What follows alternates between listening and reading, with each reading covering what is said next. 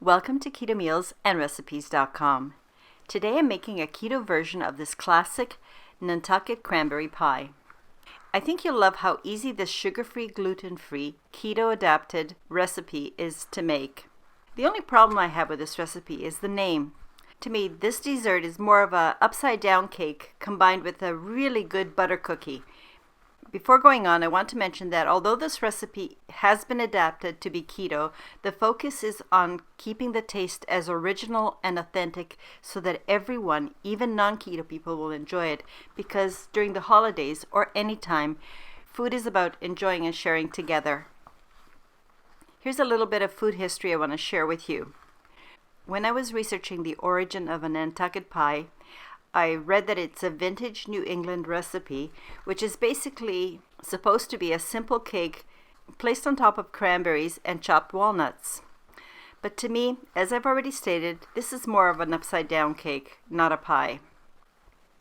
There's also some dispute about the origin of this recipe. Some people say that this dessert can be traced all the way back to the Pilgrims. Other people suggest it is named after the Nantucket region because cranberries are grown there. I couldn't find anything really definitive, so if you have any information regarding the origin of the recipe, please leave me a comment. I'd really love to know. This is an amazing recipe, especially if you like treats made with cranberries. And if you do, please check out the end links where I will recommend more recipes that feature cranberries. Okay, on to the next step.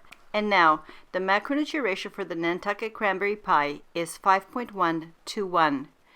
With 10.9 grams of total carbs, but don't panic, there are 5.6 grams of dietary fiber, resulting in 5.3 grams of net carbs per generous serving.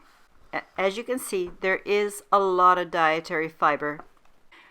Before starting, preheat your oven to 360 degrees Fahrenheit or 180 degrees Celsius. After assembling all of your cranberry layer ingredients, and also greasing the sides and bottom of a pie pan, and then lining the bottom with parchment paper, get your medium-sized mixing bowl and toss in the cranberries. Sprinkle in the sweetener. I'm using Lakanto Gold this time, and toss the cranberries. Then you add either the chopped pecans or the chopped walnuts, whichever you prefer, and then toss to coat everything with the sweetener. Then simply pour the cranberry mixture into the bottom of your pie pan. Pat down the cranberries to spread them evenly on the bottom and to compress them a little bit. Now it's time to make the cake layer. To a mixing bowl, add the butter and whip until the butter is very pale yellow. Add your granulated sweetener and whip for about 2 minutes until everything is very light and fluffy and incorporated very well. And now it's time to add the eggs, but add them one at a time and whip well between each addition of the egg, and repeat until you've added all of your eggs. Also, don't forget to add the almond extract. And then just beat until all the ingredients are very well combined. You may notice that the batter looks a little bit curdled. Don't worry about this. It will come together once you add the dry ingredients. And because this batter likes to stick to the side and bottom of the pan, make sure you stop and scrape the bowl.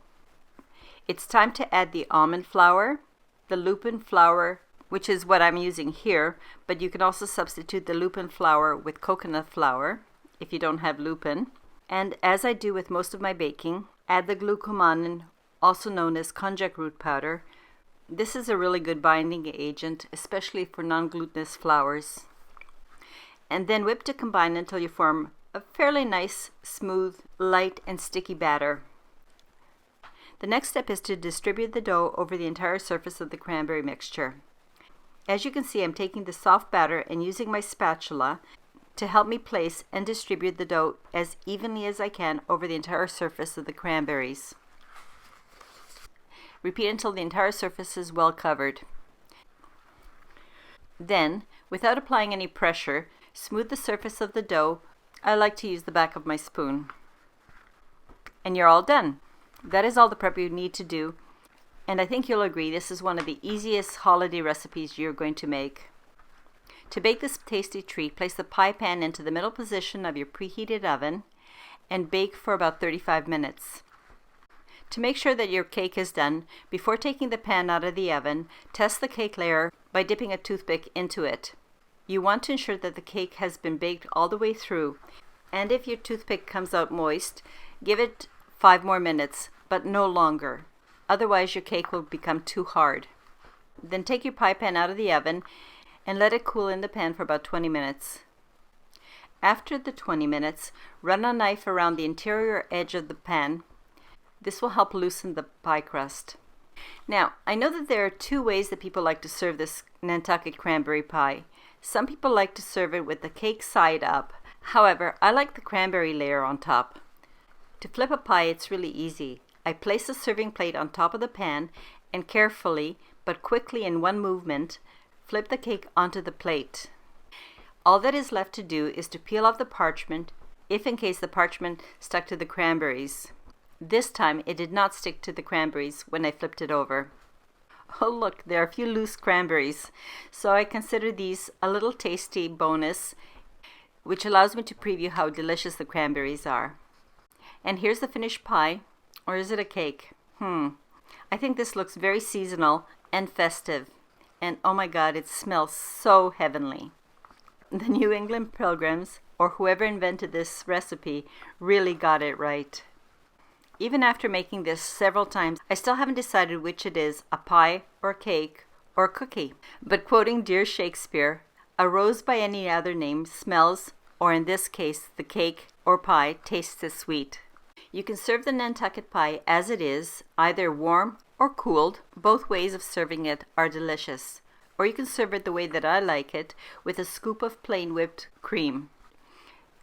At Christmas time, however, I have ice cream on hand, so when you do have ice cream, you can serve it with either vanilla or even my eggnog ice cream. The vanilla and the eggnog ice cream are very complementary to the cranberries. And because this pie is so good, I cut it into 8 servings, but you can make them smaller if you like. And lastly, just top with your whipped cream or ice cream, and most importantly, enjoy. Thank you very much for watching my video, especially if you reached all the way to the end. If you find my recipe useful, please subscribe, turn on the notification bell, give this video a thumbs up, and share the link with someone that you like. As always, you can find the link for the written and printable recipe in the description below. Please come back when I post my next video. Have a very Merry Christmas, Happy Holidays, and a happy and healthy New Year.